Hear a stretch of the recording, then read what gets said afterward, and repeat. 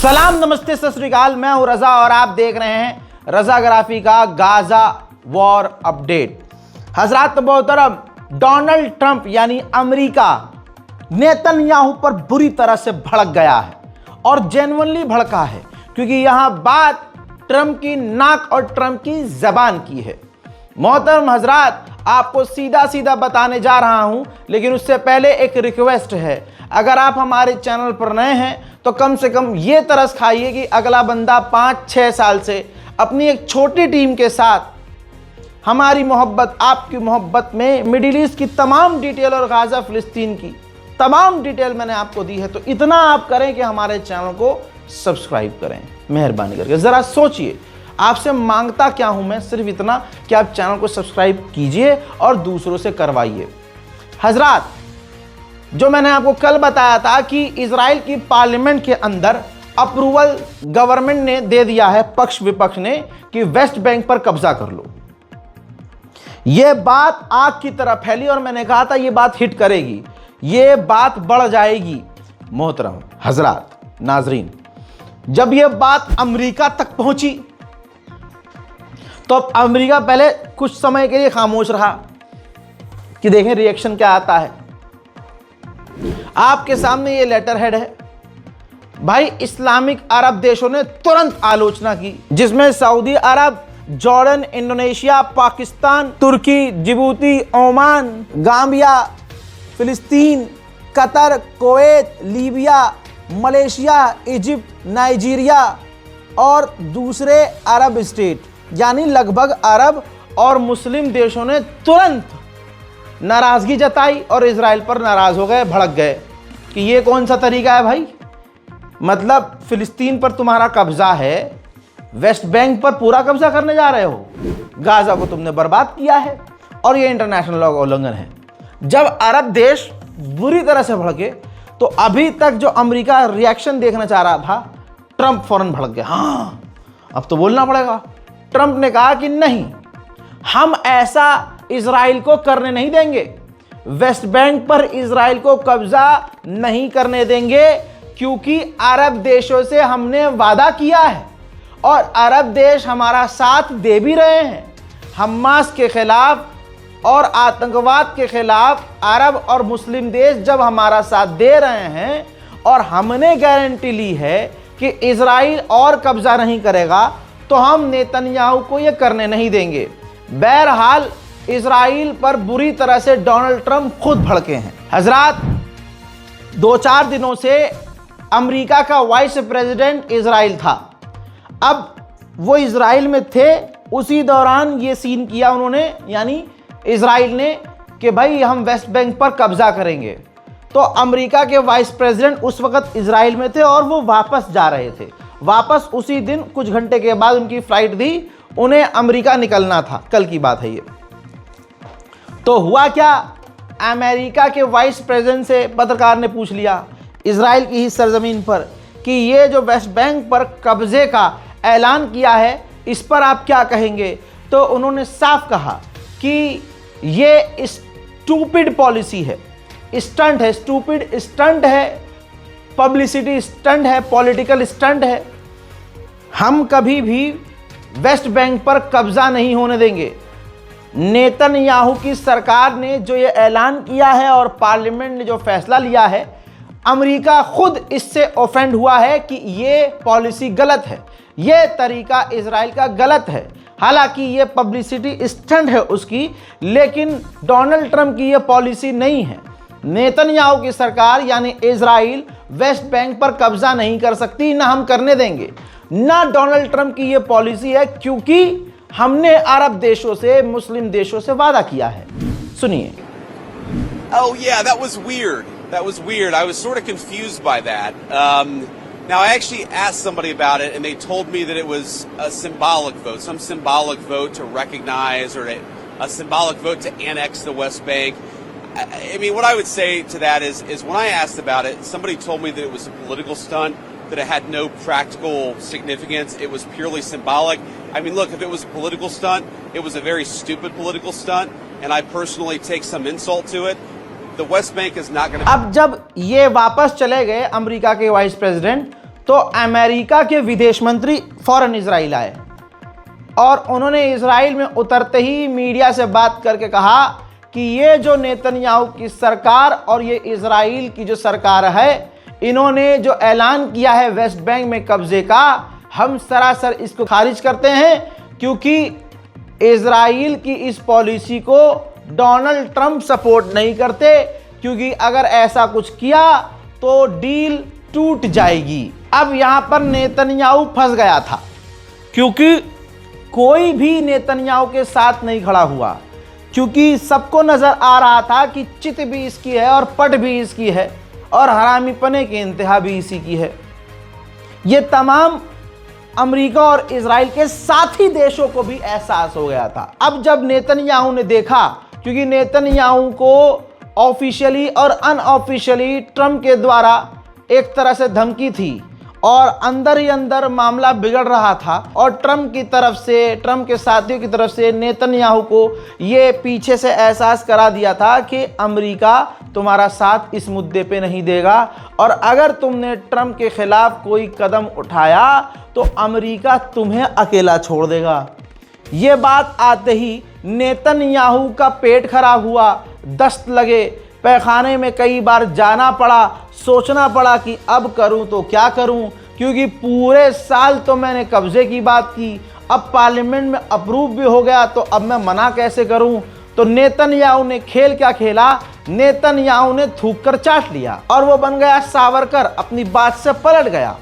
Netanyahu ने कहा कि विपक्ष की पार्टी जो है, हमारे इजराइल की विपक्ष की पार्टी, उसने पार्लियामेंट में वेस्ट बैंक पर कब्जे का ऐलान किया है और यह भड़काने वाला कदम है। भड़काने वाला कदम है और हम इसको रोकेंगे। यानी नेतन्याहू ने कहा कि मैं जो वेस्ट बैंक पर है उस पर कब्जा रोकूंगा, और यह विपक्ष की पार्टी ने पार्लियामेंट में बिल पास किया है और यह भड़काने वाला कदम है, मैं उनके साथ उनकी बातों से सहमत नहीं हूं। आप समझ रहे हैं, अमेरिका ही सब कुछ है। अगर अमेरिका चाहे तो आज इजराइल हाथ पैर जोड़कर खुद कहे कि टू स्टेट सॉल्यूशन कर लो। मोहतरम हजरात, इसी तरह से एक जंगली कुत्ता इजराइल का, सुअर इजराइल, जैसे वहाँ का हमारे हिंदुस्तान में आरएसएस है ना, वैसे ही वहाँ का ये बंदा है आरएसएस की तरफ से, या हिंदू संगठन जो जहरीला बयान देते हैं, ऐसे ही इजराइल का फाइनेंस मिनिस्टर है। ये भाई साहब बौखलाया हुआ चैनल पर आया और उसने कहा कि अगर सऊदी अरब एक्सचेंज करना चाहता है पॉलिसी कि भाई आप फिलिस्तीन को मान्यता दो, टू स्टेट सॉल्यूशन करो, तब सऊदी अरब इसके बदले हमसे नॉर्मलाइजेशन करेगा और अब्राहम अकॉर्ड में शामिल होगा, तो नो थैंक्स। अरब को, सऊदी अरब को रेगिस्तान में ऊंट चराने दो अपने, और हम यहां डेवलप होंगे। पहले वो बयान सुनिए। האם אם סעודיה אומרת לנו נורמליזציה בתמורה למדינה פלסטינית, חברים, לא תודה, תמשיכו לרכב על גמלים על החול במדבר בסעודיה, אנחנו נמשיך להתפתח באמת עם כלכלה וחברה ומדינה ואת כל הדברים הגדולים והנהדרים שאנחנו יודעים לעשות. הקלה שנקראת מדינת ישראל זה מדינת ישראל בכל גבולותיה, שלא תקים לעולם מדינה פלסטינית. सुन लिया, अभी ये बयान दिए हुए कुछ ही घंटे गुजरे थे, सेम डे था। अमेरिका का पीछे से डंडा आया, सऊदी अरब का डंडा आया और चचा की फट के चार हो गई। तुरंत फिर वो माफी वीर बना। इसीलिए अंधभक्तों को, भारत के एक खास समाज को ये माफी वीर बड़े पसंद हैं। इनको अपने परदादा की झलक नजर आती है इसमें। वो तुरंत कैमरे के सामने आया, कहता है मेरा सऊदी अरब को लेकर जो स्टेटमेंट था वो गलत था। बहुत गलत था, सऊदी अरब को नीचा दिखाने वाला स्टेटमेंट था, और मुझे अपने बयान पर काफ़ी जो है शर्म आ रही है और मतलब काफ़ी शर्मिंदा हूँ, मुझे ऐसा बयान नहीं देना चाहिए था। ये है अरब की ताकत कि अरब को अगर भड़काओ अबे बिन सलमान कैसा भी हो, सऊदी अरब कैसा भी हो, लेकिन इतना दम रखता है कि पिछवाड़े में मुट्ठी डाल के खोल देगा, समझे। और कुछ ही घंटे के अंदर इसने हक दिया। ये है माफी वीर का वीडियो। טוב, אני אתחיל מהסוף. האמירה הלא מתוכננת ולא מוצלחת שלי על סעודיה בהחלט הייתה לא במקומה, ואני מיצר עליה, אבל אני גם לא מוכן לקבל צביעות. וכמו שאני לא רוצה חלילה לפגוע בסעודים, אני מצפה מהם לא לפגוע בי, לא לפגוע בנו. ומי שכופר בקשר החי והעמוק מאוד שלנו לחבלי המולדת ביהודה ושומרון פוגע בנו. מי שמנסה לכפות עלינו באו"ם עם צרפת ומדינות אחרות באופן חד צדדי לקרוע את ארץ ישראל, לחלק אותה ולהקים בה מדינת טרור שתסכן את קיומנו ואת עתידנו, פוגע בנו. כל המהלכים האלה שסעודיה מקדמת इसके बाद इसको और डंडा हुआ, पूरी दुनिया जलील करने लगी कि अबे यार जिसने तुम्हारा साथ दिया सऊदी, जो हमेशा तुम्हारे मामलों में चुप ही रहता है, तुम अब उस पर उंगली कर रहे हो हैं। अब भैया पैसा है उसके पास, तो भाई बेचारे ने फिर ट्वीट किया, कहा कि मुझे जो आज बयान दिया सऊदी अरब को लेकर बेइज्जती करने वाला, मुझे उसका काफ़ी दुख है, मुझे वो बयान नहीं देना चाहिए था।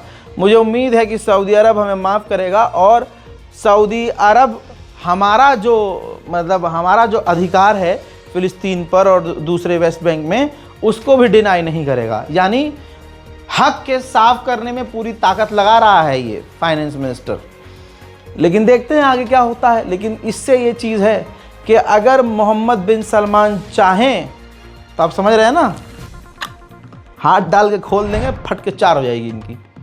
बस अल्लाह तौफीक दे बिन सलमान को कि वो थोड़ा इतना करेज करें, इतना दम दिखाएं। जैसे अपने पर बात आई तो फ़ौरन दम दिखाया, तो अल्लाह हिम्मत दे, तौफीक दे सऊदी अरब की सरकार को, दूसरे अरब देशों की सरकार को भी, कि जिस तरह से वो अपने लिए स्टैंड लेते हैं वैसे वो फ़िलिस्तीन के लिए भी स्टैंड लें। आमीन इलाही आमीन। दोस्तों आगे की भी सुन लीजिए। मैगजीन को इंटरव्यू देते हुए ट्रंप ने कहा कि मैंने इजराइल को रोक दिया, मैंने नेतन्याहू को रोक दिया, क्योंकि नेतन्याहू चलता चलता चलता चलता बहुत आगे पहुंच चुका था और वो आगे तक ऐसा करता, माहौल ख़राब ही रहता। मैंने नेतन्याहू को रोका। और बात हकीकत है, डोनाल्ड ट्रंप ने ही नेतन्याहू को रोका है। उन्होंने आगे ये भी कहा, अमेरिका के राष्ट्रपति माननीय डोनाल्ड ट्रंप, अब तो माननीय इस बारे में तो बोलने दो ना यार, बेचारे को थोड़ा तो इज्जत दो। माननीय डोनाल्ड ट्रंप ने यह भी कहा कि मैंने नेतन्याहू को इसलिए भी रोका क्योंकि नेतन्याहू पूरी दुनिया में बदनाम हो गया था। ये बात मैंने उन्हें समझाई और उन्हें रोका। डोनाल्ड ट्रंप ने इसी मैगजीन को इंटरव्यू देते हुए कहा कि मुझे लगता है इस साल के आखिर तक, यही 2 महीने बचे हैं भाई, अब उम्मीद है डोनाल्ड ट्रंप को, वो खुद कह रहे हैं कि हमें लगता है कि अब्राहम अकॉर्ड में सऊदी अरब शामिल हो जाएगा। मोहतरम हजरात, आपने तमाम हाल देख लिया, सब कुछ सुन लिया। फिलहाल आज की इस रिपोर्ट में इतना क्लियर है आपको, अच्छी रिपोर्ट है कि डोनाल्ड ट्रंप पूरी तरह से नेतन्याहू पर भड़के हुए हैं और नेतन्याहू की भले ही कितनी तारीफ़ें की हों, जिस तरह से अब डोनाल्ड ट्रंप नेतन्याहू पर भड़के हैं, साफ जाहिर है कि शुरू से अब तक नेतन्याहू से ट्रंप खुश नहीं थे। बस उन्हें ये सब करना पड़ा क्योंकि अमेरिका इजराइल की पॉलिसी को सपोर्ट करता है। बहरहाल जो भी हो, आज तो बढ़िया करके डांट पड़ी है, गाली ट्रंप से खाई है नेतन्याहू ने और मज़ा आया है। इस रिपोर्ट को शेयर कीजिए, अपनी राय कमेंट में लिखिए, दुआ में हमें याद रखिए। इस बारकोड का इस्तेमाल इसलिए कीजिए ताकि गाज़ा फ़िलिस्तीन में जब तक हम मदद भेज सकते हैं भेजते रहें और गाज़ा फ़िलिस्तीन की थोड़ी थोड़ी मदद करते रहें। मैं हूं रज़ा और आप देख रहे थे रज़ा ग्राफी अनस्क्रिप्टेड। जय हिंद।